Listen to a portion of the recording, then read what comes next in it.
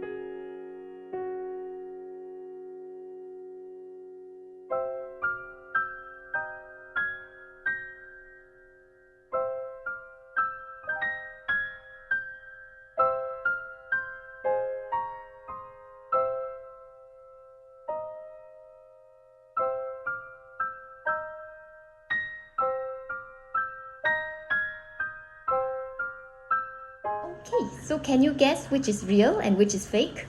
If any of you have seen the previous video, you probably already know which is real and which is fake. But for those of you who are new here, the real one is the white one and the fake one is the gray one. So in the last video, I did another Lady Dior mini fake versus real comparison. So this is actually the second one in the Lady Dior mini bag series. They didn't have white in this case. I think they ran out, so I took the gray instead. Comparison wise to the previous video's fake, I would say that this one over here is actually a lot better. The biggest improvement definitely is in the interior of the bag. The truth is, between these two, the real versus the fake, exterior wise in terms of the leather and interior wise in terms of the workmanship, they are actually on equal terms. Yeah, there isn't a lot of differences to point out, to be frank, which is amazing. But there is one area which I think perhaps all the Lady Dior fakes have not managed to fully replicate, because I also had the same issue in the previous Lady Dior fake by the other brand, but that one had a lot of other issues as well. For this current fake one, this is the only issue that I find. So if you look at the Lady Dior tag, as I mentioned previously, the real one is very, very tight. It's actually really hard to shift around. You can even kind of clip your twilly or whatever you call the handle protector underneath here, and it stays because it's really, really tight. Because it's so tight, it presses this part against the bag, which means that these alphabets don't tend to move so much. Okay, they still move, but not as badly. They don't really get out of order so often, so it says Dior instead of, I don't know, Doi. Either way, this is part of the real Lady Dior design. But for a lot of the fakes, including this one, the issue is that it's very loose, so it's not tightly held enough. Because yeah, it's just, yeah, and now you can see it. It's quite loose. Because it's loose over here, this one moves much more easily, and it doesn't press the clips against the bag. So because it doesn't press it against the bag, the alphabets kind of can get jumbled a lot more, as you can see here. Of course, if you kind of like just hit it lightly, it doesn't. So how big of a problem is this? I'm not very sure. It depends on you and your preference. Okay. Yeah. So how much an issue this is depends on you and your preference, and whether you intend to jangle the bag around like that. See the real one. It's still Dior. So this is the biggest issue that I find. In fact, this is the only issue that I find problematic with this bag. Otherwise, they have actually done a very, very, very good job. The handles are very, very nicely done. Unlike the previous fake, the sloping for this versus the real one is actually very, very similar. Material wise, you can't feel it, but I can, and it feels the same. It feels exactly the same, to be quite frank. The interior, the flap is really nicely done, perhaps even nicer than the real one. If you notice, the real one had some wrinkles. This one doesn't. And the interior is nicely lined, very neat. The logo is not slanted, unlike the previous fake, which I just find such a ridiculous mistake to make. Yeah. So overall, this is actually a pretty good Lady Dior fake. The only thing to take note of is the logo. If that bothers you, then I have not found a better fake. So you might have to really buy the real one. Yeah, but if this doesn't bother you, then actually go for it. I find this a pretty good fake. Oh yes, one other thing, the strap. If you guys notice, I did notice that the kind of the metal glued to the leather part isn't perfectly centered all the way. I think this is a really minor issue. It doesn't really bother me that much. If it really bothered you, you could probably... Okay, it's not glued, it's actually sewn on. So if it really bothered you, you could probably actually adjust it a little bit yourself. Just change the stitching or just tighten the stitching so it kind of holds it a little bit more to the center. Yeah, but otherwise, pretty good. The hardware is good. The color is exactly the same. The shade of gold is spot on, so no fears over there. Yeah, I'm actually pretty happy with this fake. I might actually use it. So that's saying something. When a fake actually starts being used by me, then it's generally not too bad. So we've come to the end of this very short video. There isn't that much to criticize this time round, hence how short it is. But I like to wear mine over the shoulder with the 2 sections on the strap, and I usually leave mine unzipped. It's just easy for me to access my stuff this way, but I know some people really like the zipper, so it is a pro to have that zipper option. This bag does sell great in the pre-loved market, so if you ever decide to sell it because you need some money, or maybe you want to use those funds to buy a new bag, this bag will sell really fast. So moving on to the cons. The first con I would say is that this bag tends to tarnish. I don't know why, but the hardware does tarnish a lot. Another con is that because it does have a big compartment, it is hard to find things in here sometimes. So what I like to do is I like to keep my stuff in different pouches so it keeps me organized. I know some people like to buy bag organizers for this bag. I personally don't like bag organizers. I'd rather have my stuff organized in pouches than have an organizer in here, but that's just a personal preference.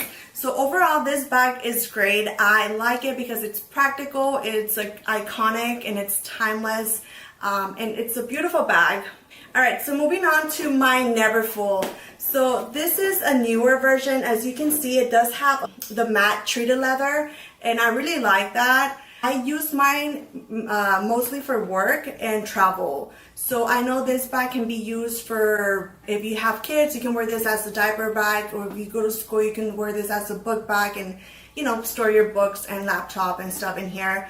Like I said, I like to use mine for work, and I like it because I can fit my laptop, my notebook, my lunch, my water bottle, all of my essentials. So the first pro of the Never Full is that it does come with a pochette that looks like this.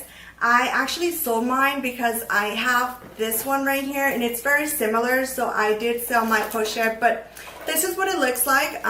This one is just in monogram canvas, but this is what it looks like. I like this because you can wear it as a catch-all, you can wear this as a wallet, or you can wear it as a wristlet. But this is what it looks like. It has a big compartment and just a pocket in here, and you can fit your... So card holders, like something like this, and then you could put that in there, and your phone, and so you could put like 2 lipsticks in there, your chapsticks or whatever, or you can just stick it in there like that. You just grab your lip gloss, your phone, and a card case, and you're good to go. I feel like this is a very valuable piece. I love it. It's practical, so it's like you get 2 pieces in one. You buy your purse, and then you get a nice little like wallet slash pouch slash clutch. Fantastic. So yeah, this is what it looks like. It's cute, right? In terms of size comparison. Oh, and another little feature that I like about this bag is that you can make it look like a different bag. So you can cinch it in on the sides like that. You can just cinch it in, right? And have like a completely different looking bag. You know what I mean? And it looks super cute. And I love when I do wear it like this, like say if I don't want like that big tote looking type of style at that moment, I'll put like a little bag charm or something like that, like here. I'll link this one down below. It's from Louis Vuitton as well. Or I can even put it on the side, and it looks super cute like that, you know? It's so cute.